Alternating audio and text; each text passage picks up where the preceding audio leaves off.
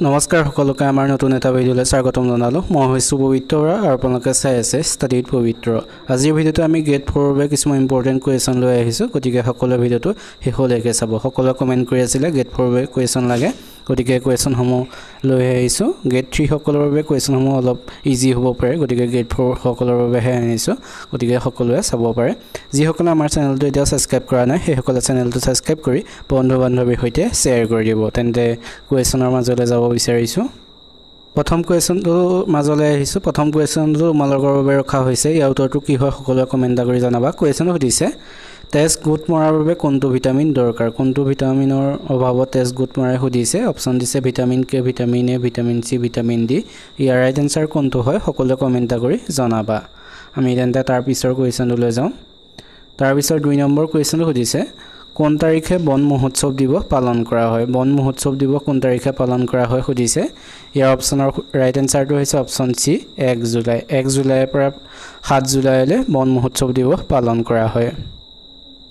আমি তাৰপিছত 3 নম্বৰ কুৱেশ্যনটোলৈ আহিছোঁ। 3 নম্বৰ কুৱেশ্যনটো সুধিছে, বৰ্মন বংশৰ ৰাজত্বৰ অন্তত কামৰূপত কোনটো বংশৰ শাসন প্ৰতিষ্ঠা হৈছিল? বৰ্মন বংশৰ ৰাজত্বৰ অন্তত কামৰূপত কোনটো বংশৰ শাসন প্ৰতিষ্ঠা হৈছিল সুধিছে। ইয়াৰ ৰাইট এনচাৰটো হৈছে অপশ্যন বি, শালস্তম্ভ বংশ। বৰ্মন বংশৰ ৰাজত্বৰ অন্তত কামৰূপত শালস্তম্ভ বংশৰ শাসন প্ৰতিষ্ঠা হৈছিল। শালস্তম্ভ বংশৰ প্ৰতিষ্ঠাতা কোন এইটো মনত ৰাখিবা সকলোৱে, শালস্তম্ভ। আৰু শালস্তম্ভ বংশৰ শেষৰজন ৰজা হৈছে ত্যাগসিংহ। এইকেইটা ইম্পৰ্টেণ্ট হয়, মনত ৰাখিবা।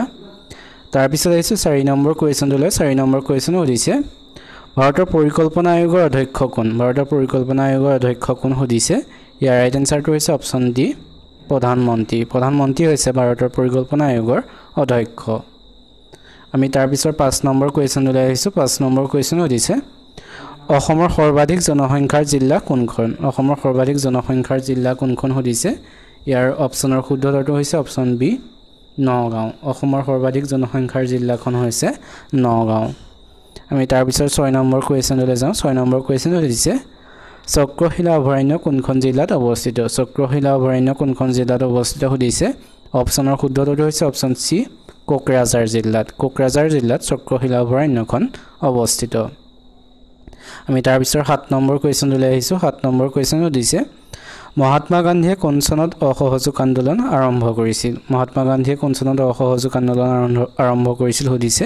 ইয়াৰ ৰাইট এনচাৰটো হৈছে অপশ্যন ডি, 1920 চনত। 1920 চনত মহাত্মা গান্ধীয়ে অসহযোগ আন্দোলন আৰম্ভ কৰিছিল।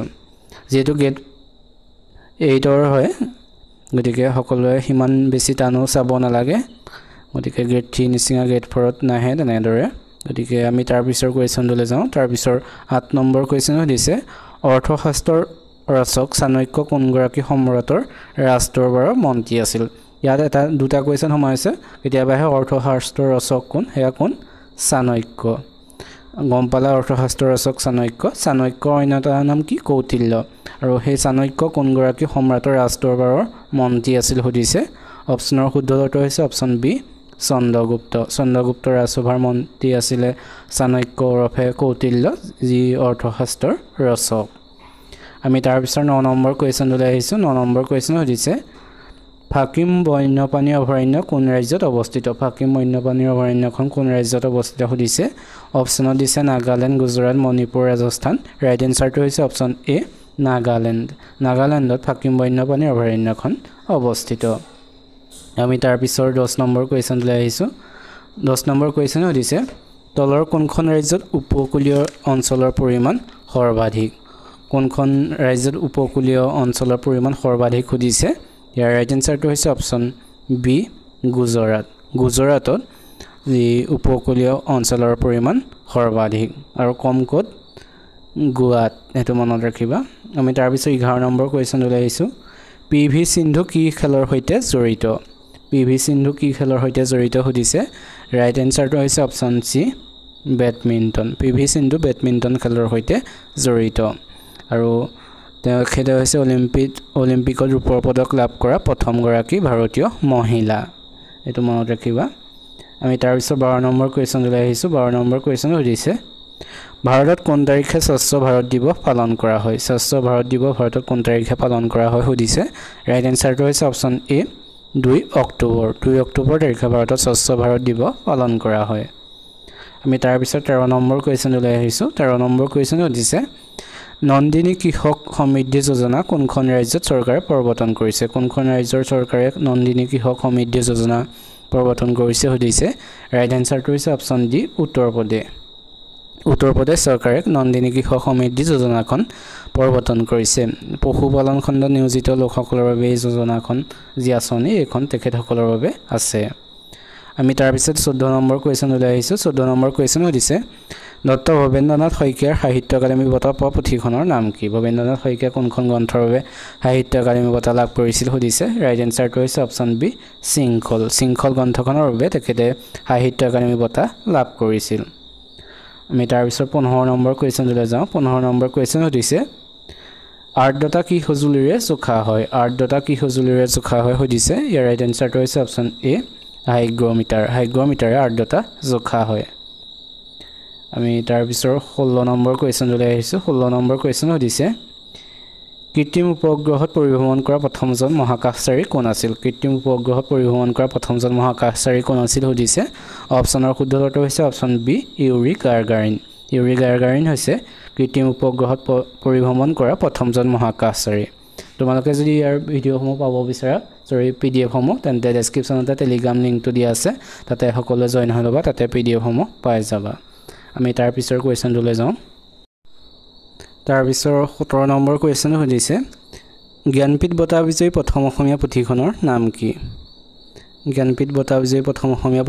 নাম কি সুধিছে এটো সকলোৱে জানাই চাগে ইয়াৰ ৰাইট আনসাৰটো হৈছে অপচন বি মৃত্যুঞ্জয় হৈছে জ্ঞানপীঠ বঁটা বিজয়ী প্ৰথম অসমীয়া পুথিখনৰ নাম এখন কোনে লিখিছিলে বীৰেন্দ্ৰ কুমাৰ ভট্টাচাৰ্যই আমি তাৰ পিছৰ কুৱেশ্যনলৈ যাওঁ তাৰ পিছত 18 নম্বৰ কুৱেশ্যন সুধিছে ভাষা আন্দোলনৰ প্ৰথম শ্বহীদ কোন সুধিছে ইয়াৰ ৰাইট আনসাৰটো হৈছে অপচন এ ৰঞ্জিত বৰপূজাৰী হৈছে ভাষা আন্দোলনৰ প্ৰথম শ্বহীদ আমি তাৰ পিছৰ 19 নম্বৰ কুৱেশ্যন লৈ আহিছো 19 নম্বৰ কুৱেশ্যন সুধিছে অসমৰ স্বীকৃতিপ্ৰাপ্ত প্ৰথমটো আঞ্চলিক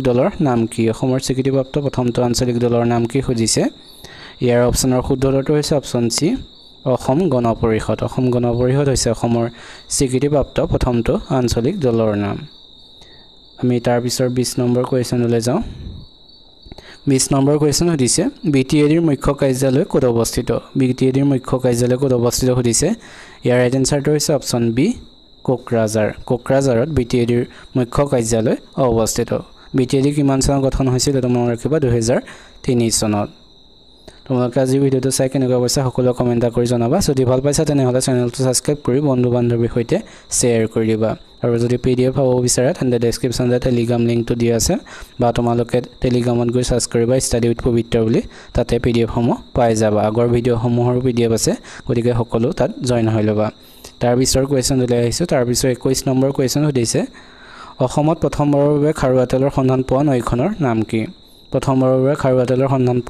নাম কি সুধিছে ৰাইট আনসাৰটো হৈছে অপচন ডি বুহিদিহিং হৈছে খাৰুৱা তেলৰ সন্ধান পোৱা নৈখনৰ নাম আমি তাৰ পিছৰ 22 নম্বৰ কুৱেশ্যন লৈ আহিছো 22 নম্বৰ কুৱেশ্যন সুধিছে অসমৰ আটাইতকৈ পুৰণি তেল শোধনাগাৰটোৰ নাম কি সুধিছে ৰাইট আনসাৰটো হৈছে অপচন এ ডিগবৈ হৈছে আটাইতকৈ পুৰণি তেল শোধনাগাৰ এটো কিমান চনত স্থাপিত হৈছিল 1901 চনত আৰু এটো এছিয়াৰ প্ৰথমটো তেল শোধনাগাৰ এটো মনত ৰাখিবা লগতে আমি তাৰ পিছৰ 23 নম্বৰ কুৱেশ্যন লৈ আহিছো 23 নম্বৰ কুৱেশ্যন সুধিছে কিমান চনত ভাৰতৰ বিমুদ্ৰাকৰণৰ